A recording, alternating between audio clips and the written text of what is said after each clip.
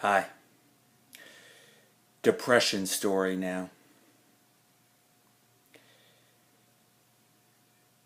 I remember when I was young, I guess I was about 7 or 8, and playing Little League Baseball for the first time. The thing about that was I was actually pretty good at baseball, and looking back, I've actually been a pretty good athlete for being labeled a nerd. I mean, when I look at my childhood, the first thing I think of was that I was the good student, the smart one. I was the one who got all A's in class. So that's kind of how I identified myself. Not as the athlete, not as the jock, certainly, but as the book smart kid, the guy who did his homework, the smart guy, the guy who took to things easily. If you taught me something, I would register it pretty easily. I was clever, had a nice snap, smart mind like a trap, as they say.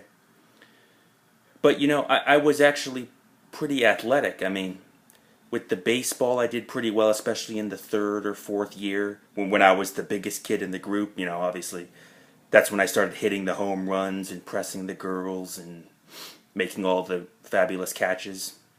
And baseball was my first love when it came to a sport. I was really obsessed with it when I was young, 8, 9, 10 years old. It was only later that I really got obsessed with tennis.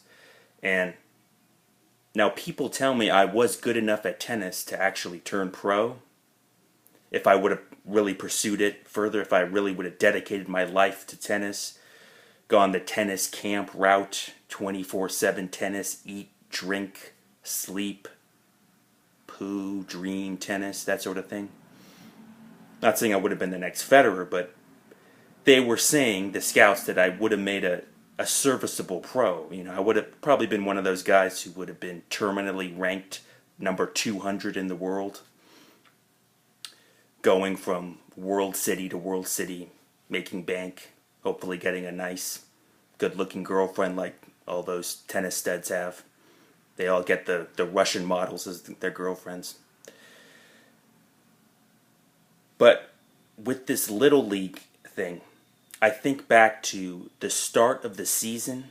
It was, I think it was probably my first year, so I was really new to this whole concept of baseball in general. And I had somebody on the team with me, and thank God he was there, because I don't know if I would have survived otherwise. If I would have been in a team of idiots and numbskulls and bullies, I'd probably be dead right now. But there was this kid, and he was a gentle giant. He was big and bulky, and not coordinated at all. It was clear that we were put on the team just to socialize, to make friends. It wasn't like we were future MLBers there. I remember he had blonde hair, and he was really the gentle giant. He spoke softly, and he was kind. He had a warm touch to him. And I remember as his parents drove us to the site of the game, when the car pulled in to that dusty dirt road, and I saw the baseball field for the first time, the creaky wooden stilts that held up the baseball field, it was in disrepair. It was just a dirty, messy field. It looked like a haunted house. That added to the spookiness of it to me, a kid of age 7 or so. And before the game started, I knew that there was no getting out of this. It was like me in PE, where it's like, it's time for PE. The period is upon us. No more math problems. I can't hide anymore. Can't hide in the trash can anymore. It's time for PE, whether I like it or not. Time for me to get into that gear and show off my skinny body, and it's time for the horror hour. So it was the same thing with me with baseball. I was still very shy, and sports was not my thing. You get me into a pop quiz, and I'm Mr. Cool and collected, but with sports, no. So I knew that I would be exposed, that all my nerves would show in front of everybody again as I went to bat. Everybody would see me strike out, not even really try to make a go of it, have a good piece of hitting. I didn't even know what that term meant yet. For me, it was always the same thing, right? I was so scared. The pitcher was 2 feet taller than me. He had a fastball that was already 100 miles per hour. I mean, it was ridiculous. So I knew I was going to strike out, and it was going to be the same way each time. 3 swings. No waiting for balls, no measuring to see if the pitch was a ball or a strike. I mean, I would swing at anything. I would swing if the guy threw it in the opposite direction. I would run and try to swing at it.